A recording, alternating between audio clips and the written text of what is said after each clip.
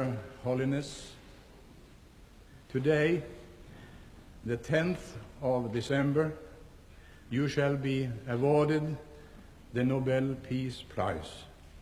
And I think it is a matter of significance that this day also is the birthday of the United Nations Declaration of Human Rights. Could anything be more appropriate than to celebrate this day by giving the Peace Prize to you, to a man now recognized all over the world as one of the most prominent spokesmen for the human rights as the very foundation for a true, just, and lasting peace.